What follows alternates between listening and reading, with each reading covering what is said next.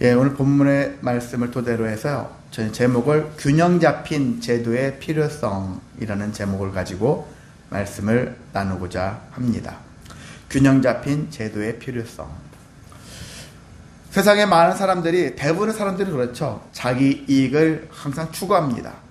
그리고 그 추구하는 마음을 가지고 살아가는 것이 사실 보편적인 현실이기도 합니다. 근데 자기 이익을 적당히 추구하면 그나마 괜찮은데, 다른 사람의 이익을 고려하지 않고 자기 이익만을 추구하고 살아갈 때는 가면 갈수록 삶이 힘들어질 수밖에 없습니다. 온 지금 세계가 그렇죠. 자국민들 보호하는 것을 중심으로 하죠. 대통령들이 다른 나라 생각하지 않습니다. 우리나라만. 그렇게 하게 되어지면 결과적으로 나라와 나라가 힘들어지죠.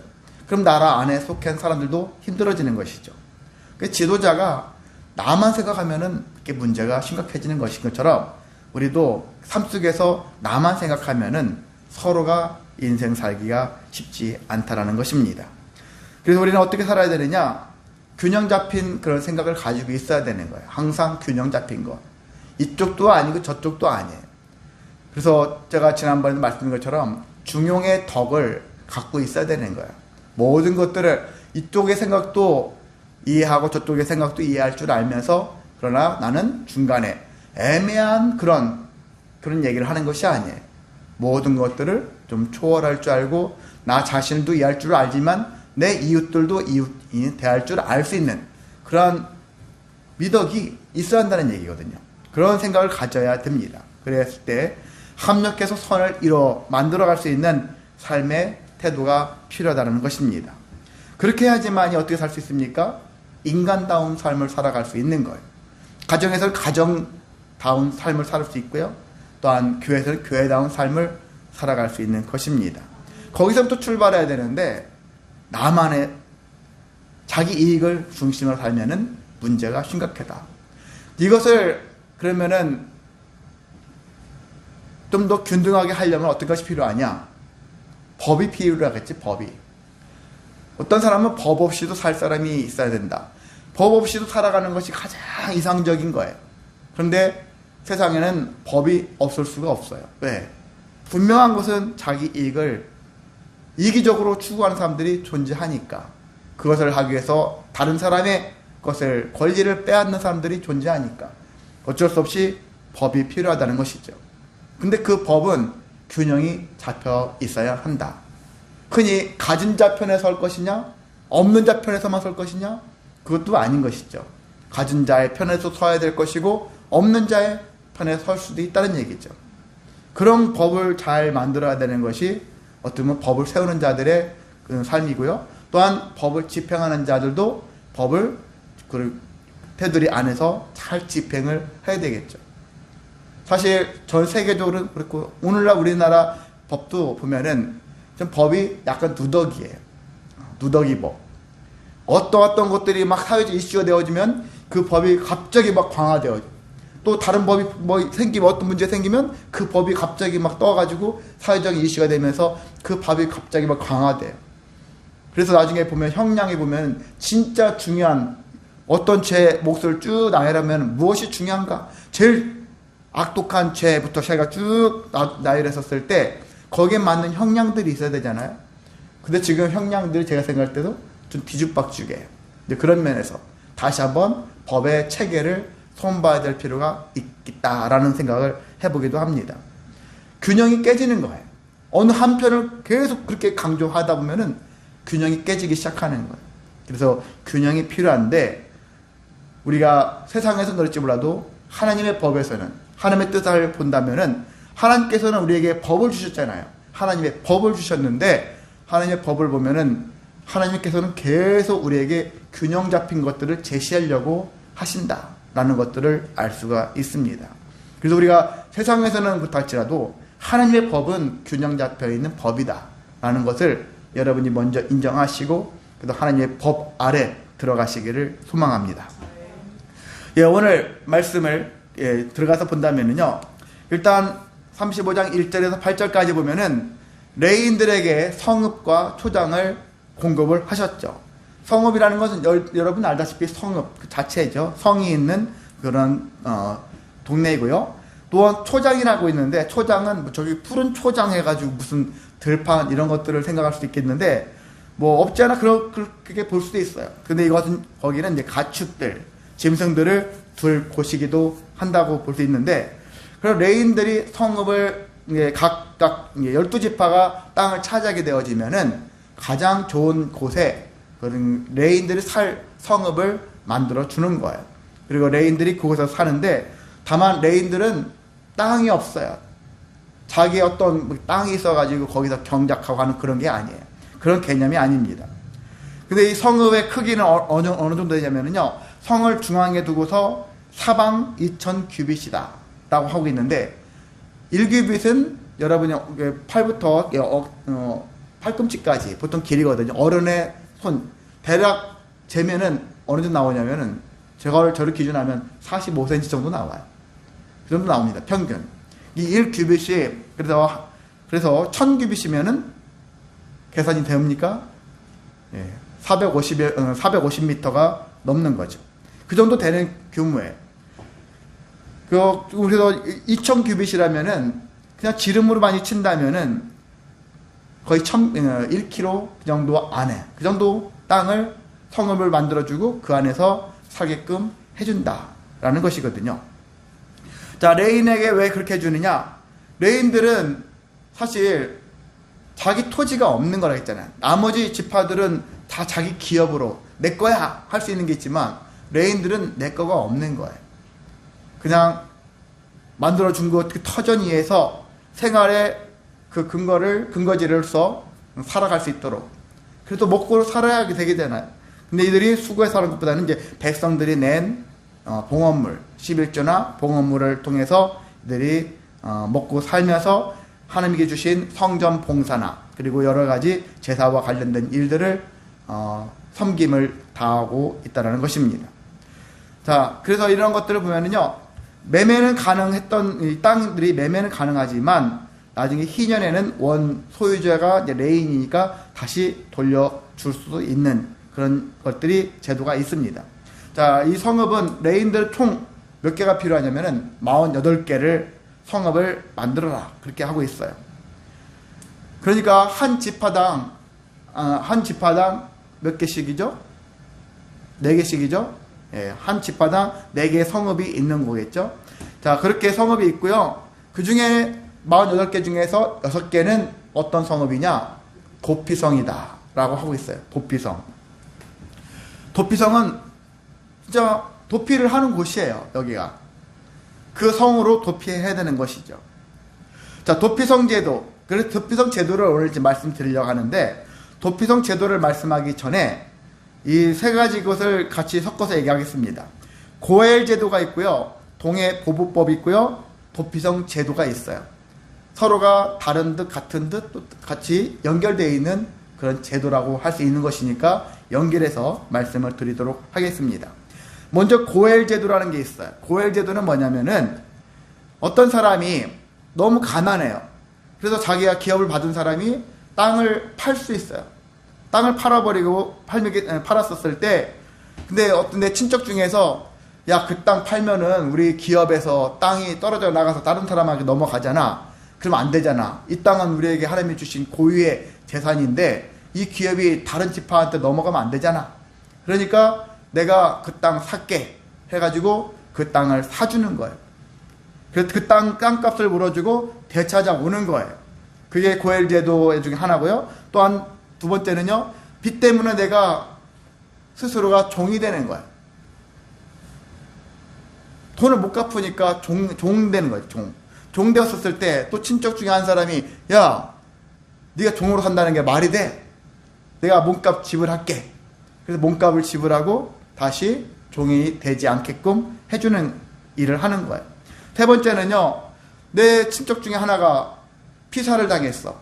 살해를 당했어. 살해당했는데 보니까 너무 괘씸한 거야.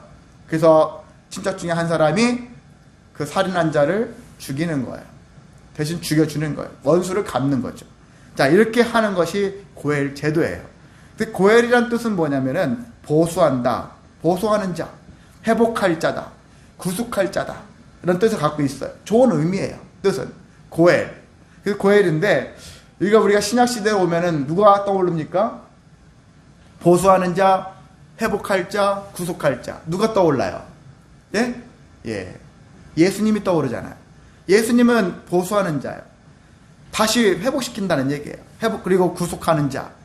그래서 고엘, 예수님은 고엘이시다 라고 생각할 수가 있겠죠. 자, 이 제도는 뭐냐면 그 사람들이 가지고 있는 억울한 일이나 어떤 재산권이나 이런 것들을 보존시켜주기 위한 제도였다라고 할 수 있는 것이죠. 자, 그러는 가운데 또 동해보복법 들어보셨죠? 동해보복법. 같은 범죄를 저질렀으면 똑같이 갚아주는 것이죠. 저 사람이 생명을 해쳤다. 그러면 다시 생명을 해치게 되어지는 것이죠. 사람을 죽인 자는 반드시 죽이라. 이게 동해보복법의 가장 핵심된 일이거든요. 그래서 생명은 생명으로 갚는다. 눈은 눈으로, 이는 이로 갚는다. 라는 것이 동해보복법의 특징이죠. 자, 그런데 이게 여기에서 문제는 오늘은 여기 도피성 제도에 대한 얘기 하잖아요. 자, 이것을 고엘 제도와 동해보복법이 했을 때, 특히 살인을 했었을 때 살인을 한 자를 갚아 죽여야 되는데, 잘못하면 이 살인을 했다고 해서 무조건 죽여야 되느냐? 그렇지 않아도 될 때도 있다라는 얘기거든요. 애매할 수 있잖아요. 여러분도 사건 사고가 매일 발생하지만은 이 사건 사고가 어떤 사람은 좀 고의적인 일이 있고요. 어떤 사람은 애매하게 우발적인 것이 아니라 우발적일 수 있고 계획적이지 않을 수 있어요. 어쩌다가 실수로 잘못한 것이 살인하게 되어진 것처럼 돼버릴 수도 있거든요. 정당방위도 살인처럼 될 수 있잖아요. 여러 가지 일들이 발생할 수 있으니까 그것에 대해서 한번 고민해보자 라는 개념에서 생겨진 제도가 도피성 제도라는 것입니다. 그러니까 합법적인 재판을 받아서 무조건 너 우리 죽였어? 그래 나도 너 죽여. 이런 개념이 되면 안 되는 것이죠. 그가 정말 죽어야 될 죄인가 아닌가를 한번 판단해보자 라는 개념으로 도피성을 만들었는데, 그러니까 만약에 내가 고의로 죽였다고 쳐봐요. 사람을. 어떤 사람은 고의로 죽였어. 계획적으로 죽였어. 그래서 16절부터 21절에 보면은 반드시 죽여야 하는 경우라는 게 있는데, 철 연장, 죽일 만한 돌, 죽일 만한 나무 연장, 이런 걸로 사람을 쳐 죽이면 그 사람은 반드시 죽여라. 이유가 없다라는 거예요. 그 사람은 죽이는 거예요. 미워해서 밀쳐 죽이거나 기회를 엿보아 무엇을 던져 죽이거나 어떤 원하는 마음이 있어가지고 미워하는 마음 때문에 악의를 가지고 손으로 쳐 죽일 때도 반드시 죽여라 라는 얘기를 하고 있어요. 만약 피를 보복하는 자, 피를 보복한다, 고엘인데 이 고엘이 그 살인한 자가 고의로 죽인 것으로 판명되면 그를 인도받아서 반드시 죽여라 라는 게 고엘 제도, 여기 도피성 제도의 그러한 개념으로 보아야 되는데요. 우리가 대신 도피성으로 피할 수 있는 경우가 있는데, 피하면은 이 사람은 죽이지 않는 경우가 어떤 거냐면, 악의 없이 우연히 사람을 밀치거나 어떻게 장난하고 하다가 했는데 그걸로 인해서 사람이 죽을 수도 있잖아요. 기회를 엿봄 없이 무엇을 던졌는데 담장 바꾸도록 그냥 던졌는데 그것이 누구 사람 머리에 맞아가지고 죽을 수도 있잖아요. 그렇게 해서 죽는다든지, 그래서 보지 못하고 사람을 죽일 만한 돌을 던졌을 때, 근데 요즘에 아파트 위에서 벽돌 던지고 내려가지고 그런 것들 있잖아요. 장난으로 애들이 해서 의외로 죽은 사람들도 꽤 많지 않습니까? 이런 것들은 실수다 하지만 좀 좋지 않은 죄가가 해당되니까 이건 재판을 또 해봐야 되겠지만은요. 아무튼 살인자의 고의성, 이건 벽돌 위에서, 제가 생각할 때는 아파트 위에서 이렇게 던지고 하는 것들은 고의성에 해당된다고 보는 게 더 맞다라고 생각이 개인적으로 듭니다. 이런 개념은 보지 못하고 사람을 죽이려 어떤 목적으로 한 것이 아니라 어떻게 하다가 죽을 수도 있다는 얘기죠. 자, 사람의 고의성, 그다음에 의도성, 어떤 계획성, 이런 것들을 쭉 판단해 봤었을 때 제사장들과 장로들이 구성되어져서 일종의 진상 조사를 하는 것이죠. 그래서 조사를 해 봤었을 때 고의가 느껴졌을 때는 죽여도 된다. 고의가 느껴지지 않는다 할 때는 이 사람은 도피성에 그대로 머물러라 라는 얘기를 하고 있는 것입니다. 그래서 여러분이 만약에 옛날에 이 당시에 있었다면은 내가 고의로 누군가를 실수를 고의로 한 것이 아닌데 실수로 누군가가 죽게 됐어요. 그럼 여러분이 할 수 있는 일은 재빨리 가장 가까운 도피성으로 도망가는 거예요. 피하는 거예요. 일단 살고 보자. 가야 되는 거예요. 잘못하면 만약에 나는 고의로 죽인 게 아닌데 실수로 죽였는데 가만히 있다가 만약에 버티고 있으면은 다른 자가 그 친족 중에 죽은 자가 와가지고 나를 죽일 수 있어요. 감히 내 친척을 죽여? 해가지고 죽일 수 있어요. 그러니까 일단 도망가야 돼요. 도망가서 도피성에 숨어 있으면 아까 얘기한 제사장이나 장로들이 모여가지고 자, 이 살인사건이 발생했는데 이 사건이 뭐냐? 어떤 사건이냐? 고의성이냐? 고의성이 아니냐? 이런 것들을 판단해 봤을 때 고의성이 아니네 라고 판명이 되면은 그 도피성에 머물러 있어라 하는 거예요. 근데 이 도피성제도 판명이 되면은 그럼 너 나가. 괜찮아. 돌아가. 고향으로 가. 그렇게 해도 안 되는 거예요. 도피성에 있어야 돼요. 언제까지? 대제사장이 살아있을 때까지는 도피성에 있어야 돼요. 만약 대제사장이 죽었어. 오늘 도피성에 숨었는데 내일 어쩌다가 대제사장이 죽었어. 그러면 그 다음날 해방이에요. 그리고 어떻게 마음으로는 게 빨리 대제사장이 죽기를 바라야 되겠죠? 참 묘한 일이 생길 수 있겠지만은 대제사장이 살아있었을 동안에는 도피성에 있어야 되고 만약에 나 도피성 싫어요. 나 나가고 싶어. 갇혀있기 싫어. 나가고 싶어. 갇혀있는 게 아닌데 거의 갇혀있는 것처럼 살아가니까 도피성을 몰래 빠져나가요? 빠져나간 사람들이 개중에 있을 거예요. 근데 어떤 사람은 언젠간 나오겠지. 실제 그의 고엘이라고 할 수 있는 사람이 성을 주시하고 있어요. 사람들 시켜가지고 야 저놈 나오면 얘기해. 아니면 저놈 나오면 죽여.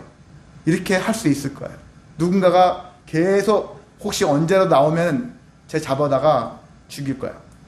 이때는 죽여도 된다는 거예요. 대제사장이 살아있는 동안에 나 이 성에 머물고 싶지 않아. 나갈 거야. 그 나가버리면은 그래서 잡히면 죽여도 할 말이 없다라는 거예요. 이게 도피성 제도의 특징입니다. 그래서 우리가 대제사장의 죽음, 도피성을 피한 사람 입장에서는 대제사장이 죽었으면 좋겠죠. 그런데 대제사장의 죽음을 생각한다면은 예수님 우리가 신약시대 예수님을 대제사장이시다 라고 하지 않습니까?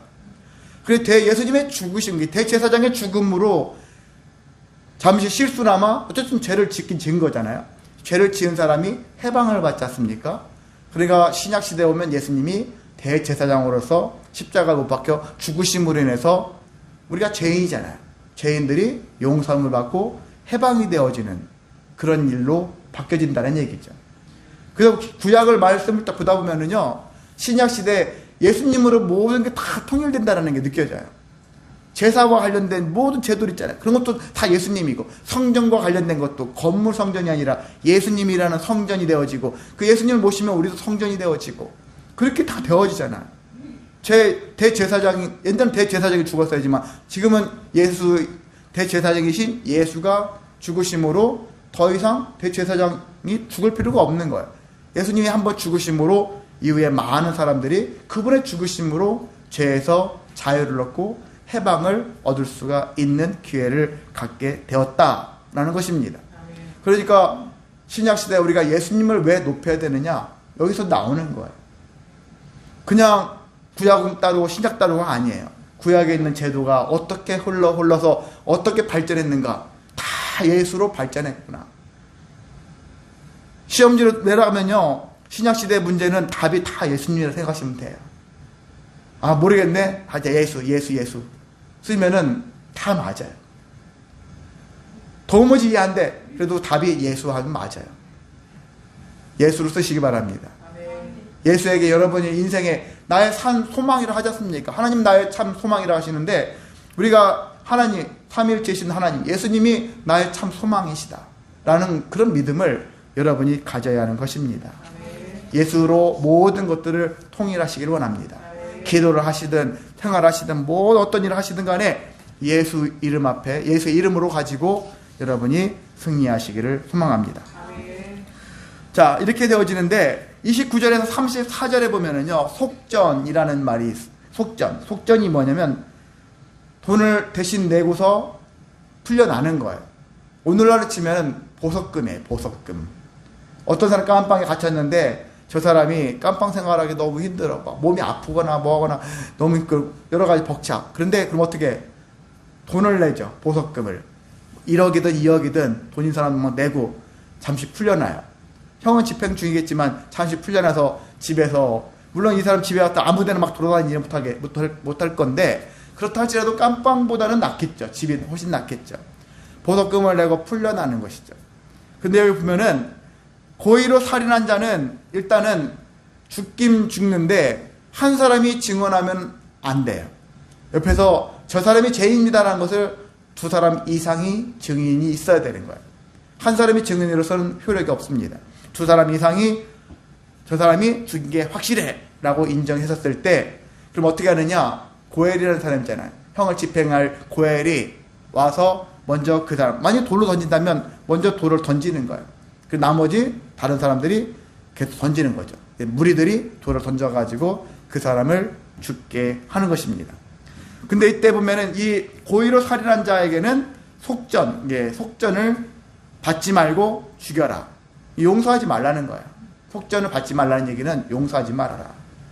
그렇게 반드시 죽여라. 라는 얘기 하고 있어요. 근데 마찬가지로 또 도피성으로 피한 자는 대제사장이 죽기 전에는 속전을 받고 그 땅으로 돌아가 거주하게 하지 말아라.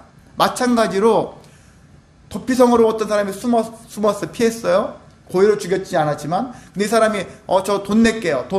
가진 게 돈밖에 없는데 돈으로 해결할게요. 그렇다고 해서 이 사람은 돈을 받고 그래 고향으로 가라. 이렇게 하지도 말라는 거예요. 이 사람은 여전히 돈이 아무리 많아도, 재산이 많아도 도피성에 있어야 한다는 얘기예요. 언제까지? 대제사장이 죽을 때까지. 사람을 죽인 일이잖아요. 어쨌든 간에. 여기도 사람을 죽인 거 관련된 일이니까. 그렇게 사람을 죽인, 생명을 해한 일은 어쨌든 고의든 고의가 아니어든 사람을 죽이는 문제는 쉽지 않은 일이죠. 어쨌든 실수로 죽였든지나 피해자 입장에서는, 피해자 유족들 있잖아요. 그들 입장에서는 황당한 일이잖아요. 내 아버지가, 내 자녀가 황당하게 피해를 당했다 생각해봐요. 그 유족의 입장에서 얼마나 마음이, 상심이 큽니까? 그렇기 때문에 실수가 되었든 간에 그 사람도 그에 합당한 자유를 제한할 수 있는 그런 법이 필요하죠. 그렇지 않습니까? 돈이면 다 해결되는 건 아니잖아요. 그런 것 같은 제도를 하나님이 만드셔서 피해자와 가해자 이런 것들을 다 공평하게 하나님께서 법을 만들어가고 있는 것을 볼 수가 있습니다. 그래서 하나님은 우리에게 공평한 것을 원하셔요. 나는 공의 하나님이다 하시잖아요. 공정이 기반이 안 돼 있으면 우리 하나님을 믿을 수가 없어요. 하나님 우리를 대하실 때는 공정함이에요. 공의로 다스리신다고 했잖아요. 누가 돈 많고 누가 권력이 많으니까 봐주고, 없으면 그런 대충 먹게 아무렇게나 하고, 그런 개념이 아니시단 말이죠. 하나님은 모두에게 같은 법을 적용하시는 분이다. 그런 개념에서 우리는 말씀을 보아야 합니다. 근데 이것을 사람들이 잘못 인용하죠. 왜곡시켜가지고 자기에게 유리하게. 세상에서는 법기술자라고 하잖아요. 법기술자. 뭐 검사나 판사, 변호사 이 사람들이 법기술자라. 그들이 법의 정신을 안다면은 그 정신을 토대로 해가지고 법 정신을 가지고서 만약 죄인을 신문한다면은 그래도 비교적 공평해져요. 근데 법을 배웠다는 사람들이, 그 법의 권력을 가진 자들이 왜곡된 마음을 가지고, 내가 저 사람 아니까, 저 사람 편 들어주고, 저 사람이 나한테 뇌물 주니까 더 확실히 저 사람 죄인인데 죄를 없게 해준다든지 약하게 해준다든지 형량을 이런 식으로 하게 되어지니까 문제가 생기기 시작하는 거예요. 근데 우리 하나님은 그런 하나님이 아니시다. 공평하신 하나님이시다. 라는 것들을 기억해야 합니다. 자, 36장에 있는 말씀을 보겠습니다. 36장에 있는 말씀은 예전에 이제 여성 상속법에 대한 얘기가 나와요. 민수기 27장에 보면은 슬르보아 딸들이 나오죠. 이때 나왔을 때 그냥 이걸 나와가지고 같이 연결해버렸으면 좋았는데 36장에 별도로 이게 뚝 떨어진 갑자기 이제 36장에 슬르보아 딸들의 상속받은 이야기에 대해서 일종의 의문을 가지고 문제를 제기하는 사람들이 있었다라는 거예요. 그 상속법 있잖아요. 슬르보아 딸들이 아버지가 그랬잖아요. 광야에 살면서 광야에서 아버지는 그냥 자연사 했어요. 근데 아들이 없이 우리 딸만 6명이야. 이 딸들이 있는데 이 딸들이 우리는 가나안 땅 들어가면 땅을 하나도 못 받네? 왜? 아들들만 받을 수 있다 하니까. 그래서 이 딸들이 항의가 했었잖아요. 그래서 이건 합당치 않지 않습니까? 그래서 모세가 하나님께 기도하니까 그래 그들의 부르짖음도 합당하다. 그래서 그 법을 만들어라. 그래서 딸만 있는 가정들, 그런 가정들에게 토지를 줄 수 있다라는 제도가 그때 생긴 거예요. 그래서 이 소식을 사람들한테 다 공포했고 그렇게 알고 있었는데 여기에 보니까 그 집안, 그 가문이 므낫세 가문인데 므낫세에 있는 사람들, 종족들, 그리고 수령들 이런 사람들이 이건 아니지 않느냐 이런 식으로 또 따지는 거예요. 그래서 그 이유를 어떤 이유를 드냐면은 이 슬로보아 딸들밖에 없는 딸들이 만약에 다른 지파 사람하고 결혼을 했다면 그 사람들은 시집 가는 거잖아요. 옛날에는 시집을 가는 거니까. 가는데 시집 가버리면 이 땅들은 그들의 소유가 그 지파의 소유가 되는 거 아닙니까? 그러면 원래부터 우리 므낫세 지파에게 주신 고유의 땅들이 다른 지파로 넘어가는 거니까 우리 땅이, 우리 재산이, 우리 기업이 축소되는 거 아닙니까? 이건 합당치 않습니다. 라고 얘기하는 거예요. 또 모세가 들어보니까 그것도 그런 것 같기도 해. 그게 애매한 거죠. 이쪽을 만족시키려다 보니까 저쪽에서 의문을 제기하고 또 저쪽 것을 중심으로 하면 또 저쪽 사람이 또 의문을 제기하고 이게 그 법이 참 어려운 거예요. 누구 하나를 다 만족시켜주는 법이 없는 거예요. 그런 것들은 차라리 안 만들어도 되는 거예요. 근데 법이라는 것은 어느 한편을 다 만족시킬 수 없는 거예요. 때로는 그래서 가진 자도 좀 손해볼 줄 알고 없는 자도 이해할 줄 알 수 있는 그런 법들을 만들어내는 거. 그게 쉽지 않은 거죠. 왜? 법을 만들 때는 뒤에 있는 사람들 있잖아요. 배경이. 가난한 사람들을 중심으로 거기를 배경으로 서 있는 사람들 생각과 가진 자들 편에 서 있는 사람들 입장에서 서로가 입장을 대변해주는 입장에서 팽팽하게 그런 이익을 놓치지 않으려고 하니까 다투는 거죠. 그래서 법도 이상하게 만들어지고 그런 모습들이 오늘날의 모습인데 여기도 마찬가지죠. 세부적인 법이 세워지지 않았다 보니까 서로가 자기 이익을 입장에서 나와 보니까 자기 생각이 옳은 것 같아. 다른 사람의 이익이 중요하지 않으니까. 내 이익이 중요하니까. 그리고 어쨌든 간에 이 법이 한쪽으로 치우치지 않기 위해서 모세가 하는 일은 하나님께 기도하는 것입니다.